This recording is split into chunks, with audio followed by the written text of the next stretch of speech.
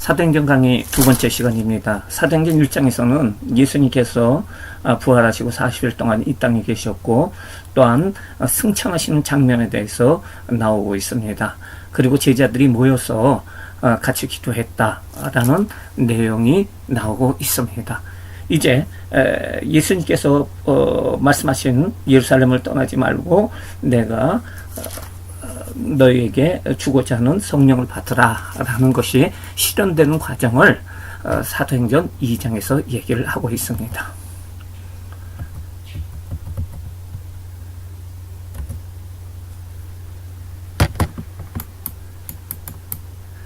사도행전은 크게 예루살렘에서의 기독교, 그 다음에 팔레스타인 지역에서의 기독교, 세계 끝까지에서의 기독교를 이야기를 하고 있습니다. 그러면은 여기에서 예루살렘의 기독교에서 1장에서 3장까지는 성령 강림에 대해서 이야기를 하고 있는데요. 오늘 2장의 내용에 보면은 1절서부터 13절까지는 성령 강림과 이방 유대인들에 대해서 얘기를 하고 있고요. 14절에서 36절까지는 베드로의 회개 설교, 그 다음에 37절에서 47절까지는 오순절 성령 강림의 역사에 대해서 이야기를 하고 있습니다. 그러면은 다시 본문을 보도록 하겠습니다. 오순절 날이 이미 이름에 그들이 다 같이 한 곳에 모였더니 언제입니까? 오순절 날이라는 거죠. 그때 그들이 예수님의 제자들이 다 같이 한 곳에 모였습니다. 그 한 곳이라는 것은 바로 우리가 다 아는 것처럼 다락방이라고 할 수가 있습니다. 그런데 갑자기 하늘로부터 급하고 강한 바람 같은 소리가 있었어요. 성령 강림의 모습에 대해서 강한 바람과 같다라고 얘기를 하고 있고요. 앉은 온 집에 가득하고 그리고 눈에 보이는데요. 불의 혀처럼 갈라지는 것들이 그들에게 보여 각 사람 위에 하나씩 임하게 됩니다. 거기에 모든 사람들에게 불의 혀처럼 갈라지는 것들이 하나씩 임하게 되고요. 그들이 다 성령의 충만을 받고 성령이 말하게 하심을 따라 다른 언어, 다시 말해서 방언으로 말하기를 시작함이라 라고 나오고 있습니다. 여기서 우리가 알 수가 있는 것이 뭐냐면은 바로 오순절 날이라고 할 수가 있습니다. 오순절 날은 크게 이스라엘 절기는 세 가지가 나옵니다. 유월절, 오순절, 초막절이라고 할 수가 있는데요. 사실은 유월절이 출애굽의 그 모습이라고 할 수가 있는데 사실은 감사절기라고 할 수가 있어요. 원래는 감사절기인데요. 그 보리하고 이스라엘이 보리하고 그 다음에 밀이 주 생산물이기 때문에 겨울 내내 보리와 밀이 모든 지역에 있다가 그 첫 수확이 바로 6월절 때 이루어지게 됩니다. 그래서 보리의 첫 이삭을 각 사람들이 이렇게 낫으로 잘라가지고 다 가져와가지고 하나님께 감사하는 절기가 바로 6월절이라고 할 수가 있습니다. 그리고 나서 50일이 지나고 나서 오순이라는 것은 50일 얘기하고 있습니다. 50일이 지나고 나서 모든 보리와 밀이 수확을 하고 나서 하나님께 감사드리는 것이 바로 오순절이라고 할 수가 있습니다. 그리고 초막절은 가을이 돼가지고 11월경이 돼가지고 각종 열매들이 열리죠. 뭐 여러 가지 그 올리브라든지 이런 것들을 창고에다가 집어넣고 하나님께 감사드리는 것이 초막절이라고 할 수가 있습니다. 이스라엘 절기는 바로 감사, 추수에 대한 감사절기라고 할 수가 있는데요. 그런데 6월절에 그 모세가 출애굽하는 그런 사건이 발생이 돼가지고 6월절을 바로 출애굽 기념절기로 사게 된 거죠. 그리고 나서 50일이 지나고 나서요. 50일이 지나고 나서 77절이라고 해서 지나게 되는데요. 그렇게 되는데 다시 말해서 6월절에 예수님의 죽음과 부활이 있었어요. 그리고 예수님께서 1장에서 얘기하기를 40일 동안 제자들에게 보였다고 얘기하고 있지 않습니까? 그렇죠? 1장 3절에 우리가 본 것처럼 40일 지난 후에 오순절까지 나머지 또 열흘 동안 있었어요. 이것은 다시 말해서 다락방에서 열흘 동안 열심히 기도했다는 거죠. 그때 성령이 강림하게 되고요. 교회가 형성되었다는 것을 우리가 볼 수가 있습니다. 성령 강림에 대해서 때는 오순절 날의 이름때, 오순절 날 때입니다. 그래서 오순절은 구약의 절기 중에 하나로서 추수감사절기였다. 그리고 6월절은 50일이고 6월 유대력으로서는 6월 중순이었다. 신약의 성령 강림의 예표라고 할 수가 있습니다. 그리고 제3시에 15절 말씀에 나오는 말씀에 보면은 뒤에 보면은 제3시에라는 얘기가 나와요. 오순절 강림이 제3시입니다. 제3시는 지금의 시간으로 아침 9시예요. 성경에 나오는 그 시간에서 시간은 거기다 6을 더해가지고선 하는 것이 지금의 시간이라고 할 수가 있는데요. 아침 9시에 성령이 강림을 하시게 된다는 것입니다. 모인 사람들은 바로 갈릴리 사람들입니다. 강림의 모습은 다 같이 모인 곳에 임하게 되고요. 호련히 하늘로부터 강림하게 되고요. 급하고 강한 바람 소리가 나고요. 온 집에 가득하고 불의 혀같이 갈라짐이 있었고 저희에게 보였고요.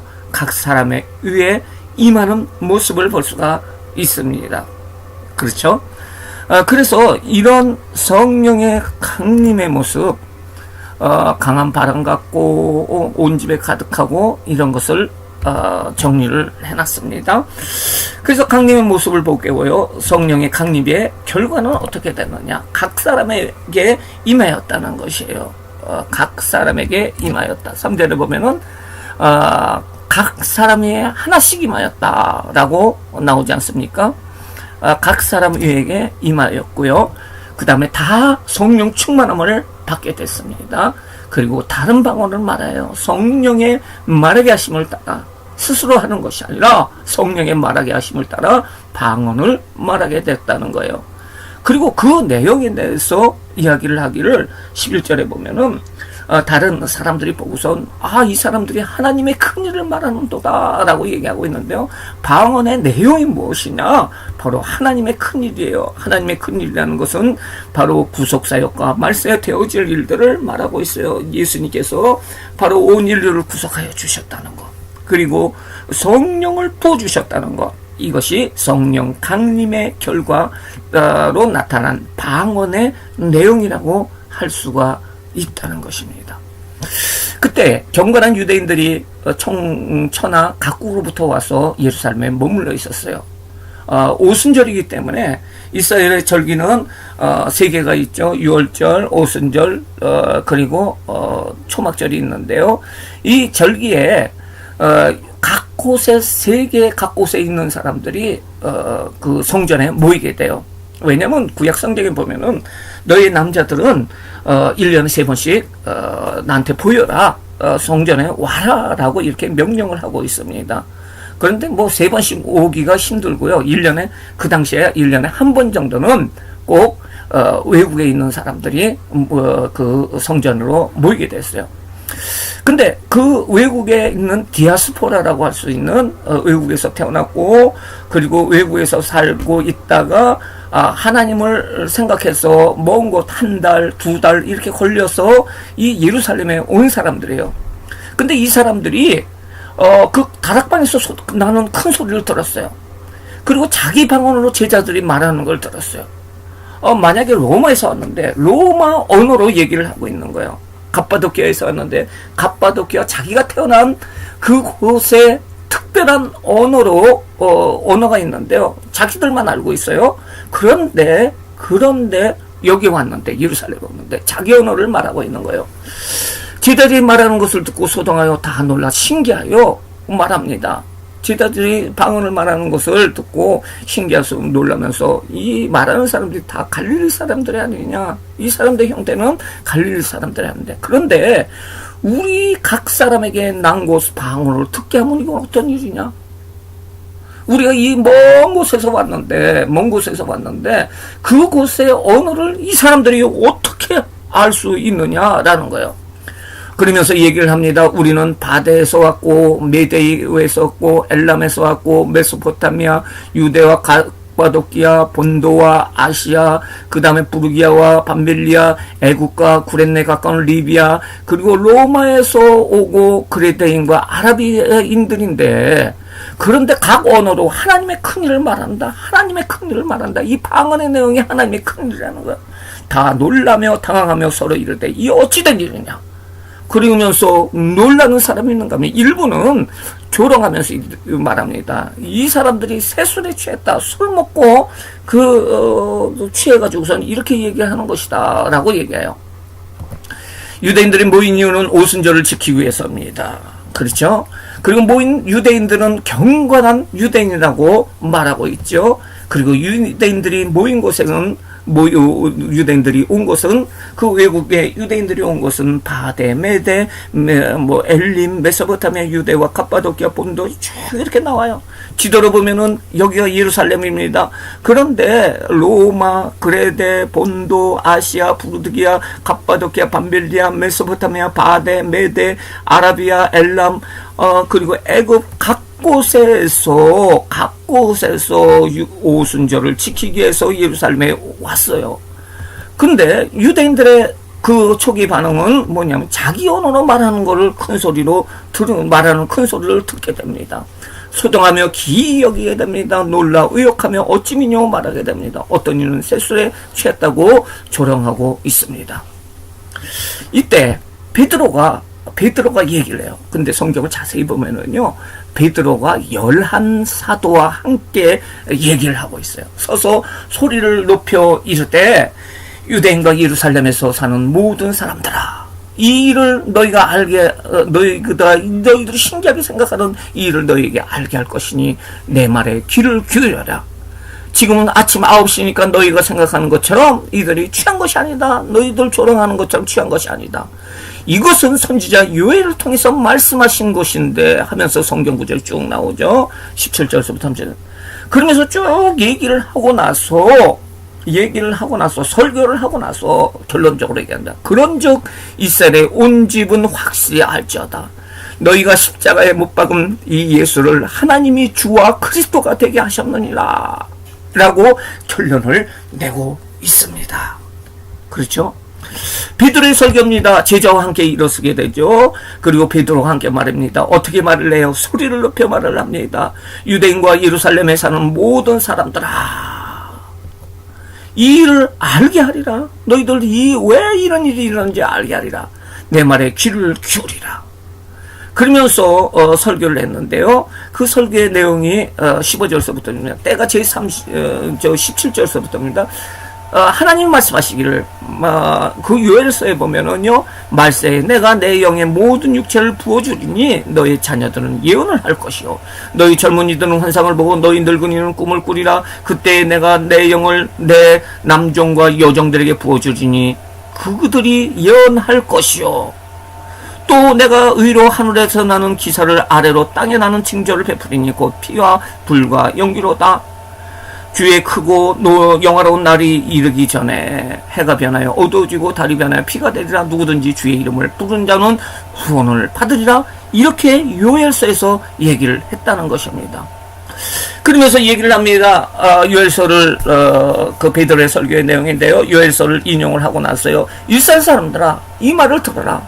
너희도 아는 바와 같이 하나님께서 나사렛 예수로 큰 권능과 기사 표적을 너희 가운데 베푸사 그들 앞에서 너희 앞에서 증언하셨느니라. 예수 그리스도에 대해서 얘기를 하고 있어요. 그가 하나님께서 정하신 뜻과 미리 아신 대로 내어주게 되온 건을 성경에 그 예언한 대로 내어주었다는 거예요. 그리고 너희가 법 없는 자들의 손을 들려서 십자가에 못 박아 죽였으나 하나님께서는 그를 사망의 고통에서 풀어 살리셨으니 부활시켰으니 이는 그가 사망에 매여 있을 수 없으니라. 이 예수 그리스도의 죽으심과 부활에 대해서 우리 조상인 다윗이 이야기를 하고 있어요. 다윗이 그를 가르쳐 이를 때 내가 항상 내 앞에 계신 주를 배웠은즉 나로 요동하지 않게 하기 위해서 내 우편에 계시는도다.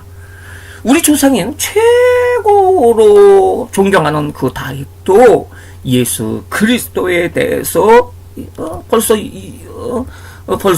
1000년 전에 1500년 전에 예언을 했다는 거예요. 그러므로 내 마음이 기뻐하고 내 혀도 즐거워하며 육체도 희망에 거하리니 이는 내 영혼을 음부에 버리지 아니하시며 주의 거룩한 자로 썩임을 당하지 않게 하리라. 주께서 쭉 얘기를 합니다. 그러면서 그리스도의 부활을 미리 봤다는 거예요. 그래서 그 음부의 버림을 되지 않고 육신에 썩지 아님을 당함을 아니하리라 라고 다윗은 말하였다는 거예요. 이 예수를 하나님이 살리셨으니 우리가 다 일의 증인이라는 거예요. 그러면서 33절에 보면은 하나님이 오른손으로 예수를 높이심에 그가 약속한 성령을 이렇게 우리에게 부어주셨다는 겁니다. 다윗은 하늘에 올라가지 못하였으나 그가 시편에 말하기를 내가 내 원수로 발등상이 되게 하시사 내 모든 우편에 앉게 하리라 라고 예수 그리스도에 대해서 얘기하고 있어요. 여기에 발등상이라는 건 뭘 얘기하느냐, 왕이 보좌에 앉았을 적에 밑에 그 발을 이렇게 댈 수 있는, 발을 이렇게 걸터 알 수 있는 어떤 돌이나 그렇지 않으면은 물건을 발등상이라고 할 수가 있어요. 그 발등상이라는 말은 뭘 얘기하는, 모든 것을 지배한다는 거예요. 온 세상을 지배한다는 거예요. 그런즉 이스라엘 백성들을 확실할지라 너희 십자가에 못 박은 이 예수를 하나님이 주와 그리스도가 되게 하셨느니라. 이렇게 설교를 해요. 베드로의 설교의 내용은 구약의 성취가 됐다는 것입니다. 예수 그리스도의 죽음과 사심에 대해서 얘기를 합니다. 그리고 성령 강림과 그리스도에 대해서 이야기를 하고 있습니다. 우리는 취하지 않아야 했다 라고 얘기를 하면서 성경에 말한 예언을 한 것이다. 그리고 심판날과 구원의 날에서 얘기하고요. 예수 그리스도의 삶과 죽음의 사건에 대해서 얘기를 하고요. 죽은 예수는 다시 사셨다. 그리고 성경에 약속된 성령 강림이 우리에게 임했고 그리스도 된 예수에 대해서 이야기를 하고 있습니다. 그 디아스포라, 거기에 모였던 많은 외국에서 온 사람들이 이 말 듣고 마음에 찔렸습니다. 그래서 얘기를 합니다. 베드로와 다른 사람들에게 물어 이르되 형제들아 우리가 어찌할꼬 하면서 아마 울면서 그들이 이야기를 했을 것입니다. 베드로가 말합니다. 너희가 회개하여 각각 예수 그리스도의 이름으로 세례를 받고 죄사함을 받으라. 그리하면 우리가 받는 그 성령을 선물로 받으리라. 이 약속은 너희와 너희 자녀와 너희 먼데 사람 곧 주 우리 하나님이 얼마든지 부르시는 자들에게 누구든지 이 약속은 이루어진다는 것입니다. 그러면서 여러 말로 확증하여 고랍니다. 너희가 이 패역한 세대에서 구원을 받으라. 그러면서 복음을 전했을 적에 이 말을 들은 사람들은 다 세례를 받았고 이날에 신도가 3,000이 이르게 되고 교회가 형성이 됩니다. 유대인의 회장입니다. 유대인들은 12사도들에게 마음에 찔려서 우리가 어찌할꼬 회개하라는 거예요. 회개하라. 그리고 어떻게 하라고요? 예수의 이름으로 세례를 받으라. 그리고 죄사함을 받으라. 그리고 성령을 선물로 받을 것이다. 모든 사람에게 하신 말씀이다 라고 얘기를 합니다.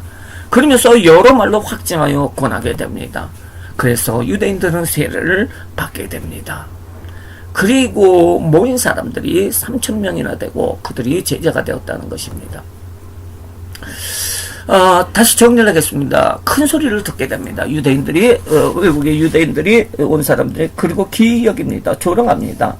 그러나 설교를 듣게 됩니다. 베드로와 그 12제자의 설교를 듣게 되고요. 그들이 유죄를 인정을 하게 됩니다. 그리고 세례를 받습니다. 그리고 제자가 됩니다. 이것이 오늘 성경에 나오는 내용이라고 할 수가 있습니다.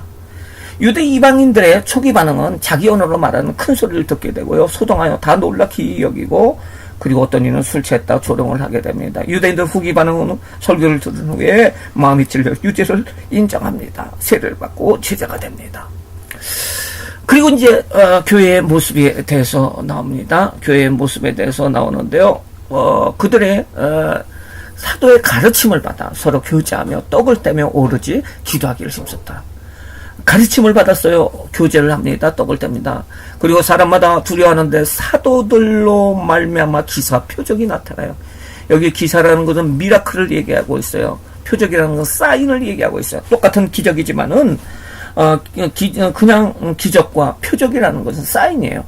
우리가 은행 대출을 받을 때 사인을 하지 않습니까? 그러면 내가 그것을 보증한다는 거야. 내가 돈을 받았다는 것을 보증한다는. 사인이라는 것은 바로 바로 예수 그리스도 기적을 통해서 예수 그리스도가 하나님이시다라는 것을 말해주고 있는 것이 표적이라는 거예요. 믿는 사람들이 다 함께 있어 모든 물건을 서로 통용하고 재산과 소유를 팔아 각 사람의 필요에 따라 나눠주고 날마다 마음을 같이 성전에 모이게 힘쓰고 떡을 떼며 기쁨과 순전한 마음으로 음식을 먹고 하나님을 찬미하며 온 백성의 칭송을 받더니 주께서 구원받은 사람을 날마다 더하게 하니라. 초대교회의 모습입니다.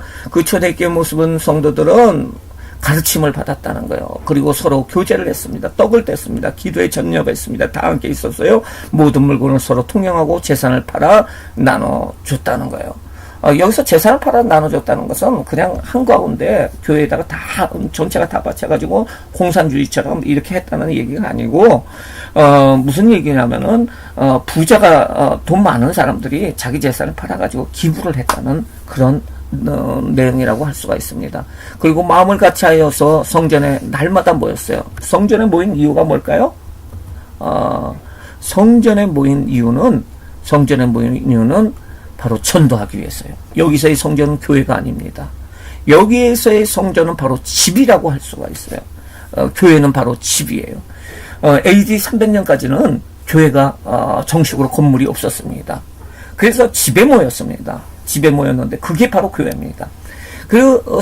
여기서의 성전은 사람들이 착각하기 성전이 교회다라고 얘기를 하는데 아닙니다. 그들이 전도하기 위해서 성전에 모였고요. 집이 바로 교회입니다. 떡을 떼고 성찬을 하고 음식을 같이 먹었어요.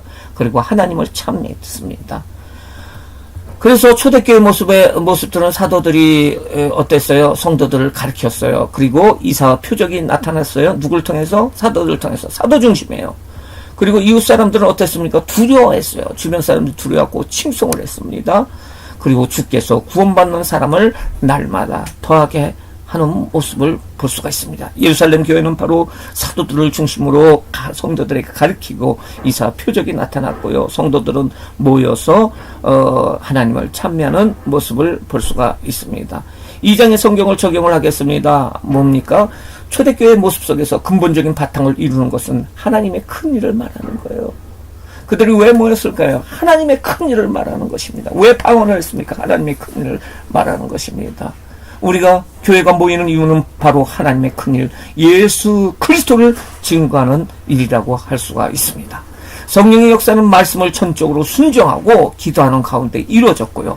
교회의 성립과 일하는 역사는 하나님의 전적인 주관에 의해서 이루어졌다는 것입니다.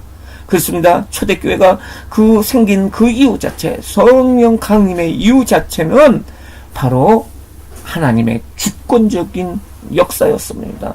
거기에 성도들은 철저히 순종을 했다는 거예요. 우리 교회들도 그렇습니다. 하나님의 전적인 교회를 이끌어가는 하나님의 전적인 그 주관하심을 따라서 철저히 순종하는 그런 교회가 되어야 될 줄 믿습니다. 초대교인들의 모습은 영적인 일에 거하는 삶이었어요. 그것은 무엇입니까? 바로 말씀과 기도와 사랑이었습니다. 우리도 교회의 모습은 바로 말씀 그리고 기도, 사랑입니다. 그래서 우리가 사도행전 2장의 내용을 알아봤습니다. 사도행전 2장의 내용을 통해서 우리는 바로 교회의 모습을 알게 되는데 성령 강림의 역사와 이방 유대인들의 반응 그리고 베드로의 설교가 3,000명이 제자가 되고 초대교회의 모습을 나타내주고 있습니다. 감사합니다.